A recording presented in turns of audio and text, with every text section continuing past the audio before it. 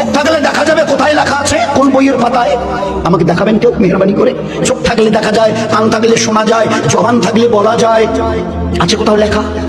ভাই আপনার নামটা চিনলাম, নাম আরে আপনার চাইতে ভালো সুন্দর চেহারা সুশ্রী, তো লোকটা ওরকম করছে কেন? আপনার চাইতে ভালো চেহারা, ভালো মুখ, ভালো কাপড় চোপড়, ভালো ফ্যাশন স্টাইল, তো লোকটা ওরকম করছে কেন? ভাই আপনার বাড়ি? চুপ করে আছে। আরে ভাই আপনাকে বলছে আপনার বাড়ি, পাশের লোকটা বলছে আসলে উনি কানেই শুনে। আল্লাহ দেখিয়ে দিয়েছে কান থাকলে শোনা যায় না যদি আমি আল্লাহ না শোনাই, এ জবান থাকলে বলা যায় না আমি আল্লাহ যদি না বলাই, এ চোখ দেখে না আমি আল্লাহ যদি না দেখাই। কি বললো ভাই ওনাকে আসলে কি করে চিনবে? উনি তো জন্ম অন্ধ, জন্মের থেকেই চোখে দেখে না। আল্লাহ দেখি হচ্ছে হকিকতে হচ্ছে ঈমান, লা ইলাহা। চিউটি থেকে জিবরিল কেউ করে না, করনে ওয়ালা জাত আল্লাহ। আমাকে চলার জন্য যে হায়াত তন্দুরুস্তি রেখেছে এটা তার মেহেরবানি।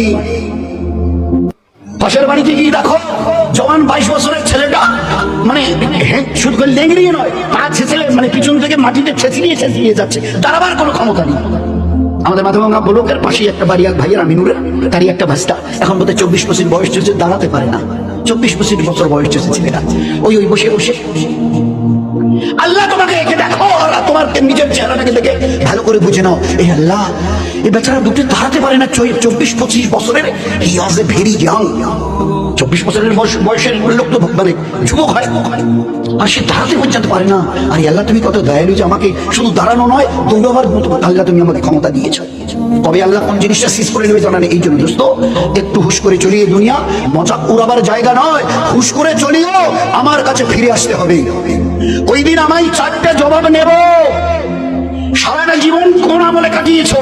জওয়ানি যখন টকবক করতো, ওই জওয়ান কালের পুরো হিসাব শোনাও। Second question will be there. সারা জীবনের হিসাব দাও। দ্বিতীয় কোশ্চেন, জওয়ানি যখন ছিল 15 থেকে 30-35, ওই সময়টা কি করে কাটিয়েছো?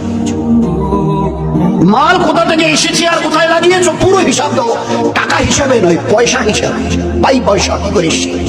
টাকার হিসাব দিলে 50 পয়সাগুলো যদি বাচ্চা উঠে যায়, ফাঁকি দিয়েছো, মদ খেয়েছো, ও হবে না। কোন রাস্তা দিয়ে মাল কামিয়েছো আর কোন রাস্তায় মাল লাগিয়েছো? আমি তো বলে দিয়েছি কিভাবে কামাবে, কিভাবে খরচ করবে। ফোর্থ কোশ্চেন উইল বি দেওয়ার। চতুর্থ, যে দিনের ইলম তোমার জানা ছিল তার উপরে কতটা নিজেকে চালিয়েছো। তুমি তো মুসলমান, জানতে 5 ওয়াক্তের নামাজ ফরজ নয়, ফরজে আইন। 10 বছরের পরের থেকে ছেলে অথবা মেয়ে 5 ওয়াক্তের নামাজ পড়া ফরজে আইন, না পড়া গুনাহে কবিরা, না পড়া মুসলমানের সঙ্গে তার কোনো সম্পর্ক নেই, ইসলামের সাথে তার কোনো সম্পর্ক নেই, শুধু ইসলাম থেকে বেরিয়ে চলে গেছে। যার কাছে নামাজ নেই, ইসলামে তার কোনো জায়গা নেই। একটু আগে মহাসাহেব কথা বলছিল, আমরা কতটা মন দিয়ে শুনেছি আল্লাহই জানে। আল্লাহর নবীর হাদিস, no portion in this person in Islam who does not say his সালাত। যার কাছে নামাজ নেই ইসলামে, আমি নবী বলছি, তার কোনো জায়গা নেই। কি করে বুঝবো যার কাছে নামাজ নেই ইসলামে তার কোনো জায়গা নেই? কি করে বুঝবো, কতটা বুঝবো? আল্লাহর পেয়ারা নবী এমন এক এক্সাম্পল দিয়েছেন যে তাজ্জব লাগে শুনলে। জিজ্ঞাসা করছো আমার সাহাবারা, সাথীরা, আচ্ছা তোমরা কান কাটা লোককে দেখেছো? আল্লাহ রাসূল দেখেছি। আচ্ছা হাত কাটা লোককে দেখেছো? দেখেছি। আচ্ছা পা নেই এরকম লোককে দেখেছো? পা কাটা? আল্লাহ রাসূল দেখেছি। বলছে আচ্ছা এরকম লোককে দেখেছো যে মাথাটা নেই এরকম লোককে? তো সাহাবারা হেসে দিয়েছে। আল্লাহ রাসূল মাথা ছাড়া আবার লোক হয়, হাত কাটা লোক, পা কাটা লোক, কান কাটা লোক, নাক কাটা লোক সব হবে, কিন্তু মাথাটাই নেই, এটা তো হয়। হেসে দিয়েছে। আল্লাহ রাসূল বলছে আমার সুন্নাত শুনে নাও। তোমরাই বলছো মাথা ছাড়া মানুষ হয় না, আমি নবী বলছি নামাজ ছাড়া মুসলমান হওয়া যায় না। কতটা আমাদের দিলে কতটা বসেছে বলুন, কতটা বুঝেছি।